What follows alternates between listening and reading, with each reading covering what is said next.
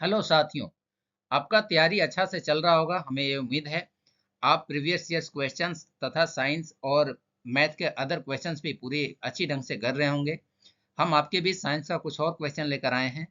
ये सभी प्रश्न आपके आने वाले एएलपी और एनटीपीसी एग्जामिनेशंस के लिए महत्वपूर्ण है। यह इस सीरीज का 22वां एपिसोड है। इससे पहले 21 वीडियो आ चुके हैं, आप उन्हें भी देखिए। आइए हम इस वीडियो को शुरू करें।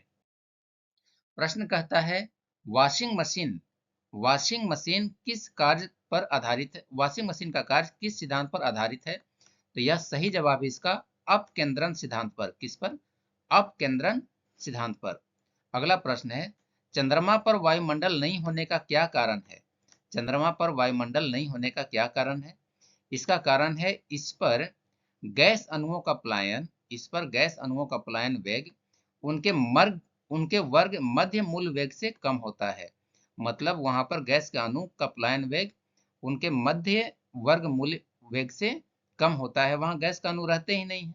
वहां पर गुरुत्वाकर्षण भी बहुत कम है, जिसके कारण गैस वहां इकट्ठा नहीं हो पाता, जिसके कारण वहां वायुमंडल नहीं है। अगला प्रश्न देखें, निम्नलिखित में से क्या रैखिक बल के संरक्षण के आधार पर कार्य करता है? रैखिक बल के संरक्षण के आधार पर कौन सा काम करता है? क्या रॉकेट? नहीं। हेलीकॉप्टर? नहीं। विमान? नहीं। जेट एरोप्लेन्स रैखिक बल के संरक्षण के आधार पर काम करता है। अगला प्रश्न, पृथ्वी तल से किस न्यूनतम वेग से प्रक्षेपित किए जाने पर कोई रॉकेट पृथ्वी के गुरुत्वाकर्षण को पार करके अंतरिक्ष में चला जाएगा? यह है 11.2 किलोमीटर प्रति सेकेंड। 11.2 किलोमीटर प्रति सेकंड। हम लोग इसको वेलोसिटी वेलोसिटी स्पेस वेलोसिटी भी कहते हैं। अगला प्रश्न देखें, भू स्थिर उपग्रह जियो स्टेशनरी सैटेलाइट का आवर्तकाल कितना होता है?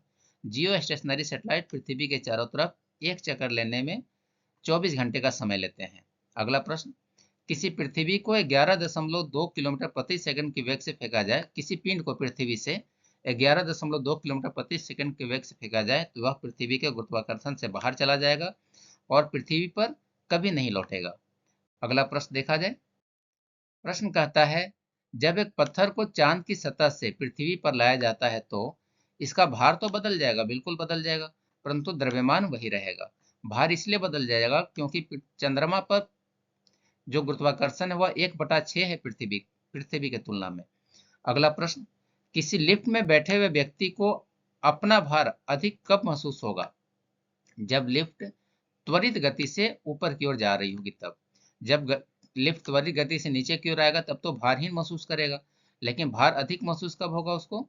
जब लिफ्ट ऊपर की तरफ जा रहा होगा। अगला प्रश्न, पृथ्वी के परितः घूमने वाला कृत्रिम उपग्रह से बाहर गिराई गई गेंद पृथ्वी के परितः उपग्रह के समान आवर्तकाल के साथ उसी कक्षा में घूमती रहेगी। अगर मान लीजिए कोई वैसे एस्ट्रोनॉट्स हैं या साइंटिस्ट हैं जिन्होंने उपग्रह से कोई वस्तु बाहर गिराई, तो वह वस्तु भी उनके साथ साथ उसी कक्षा में पृथ्वी का घूमता रहेगा। अगला प्रश्न देखा जाए, यदि किसी लिफ्ट में किसी व्यक्ति का प्रत्यक्ष भार वास्तविक भार से कम महसूस हो रहा है, वास्तविक भार से कम महसूस हो रहा है, इसका मतलब है कि लिफ्ट नीचे की तरफ जा रहा है, लिफ्ट नीचे की तरफ जा रहा है, त्वरण गति के साथ नीचे की तरफ जा रहा है।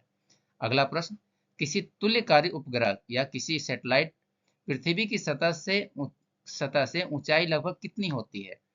तो इसका ऊंचाई लगभग 36,000 किलोमीटर पर होता है। अगला प्रश्न है, टेनिस की गेंद मैदान की अपेक्षा किसी पहाड़ पर अधिक उछलती है क्योंकि पर्वतों पर पृथ्वी का गुरुत्वाकर्षण कम हो जाता है। पर्वतों पर पृथ्वी की गुरुत्वाकर्षण कम हो जाता है, इसलिए गेंद वहां अधिक उछलेगी। इस वीडियो में इतना ही। अगर वीडियो पसंद आया हो तो इसे लाइक करें, चैनल पर नए हैं तो जरूर सब्सक्राइब करें ताकि आप अच्छे प्रश्नों को बार बार रिवीजन कर सकें। साथ ही आप इसे अपने दोस्तों के साथ शेयर भी करें। धन्यवाद।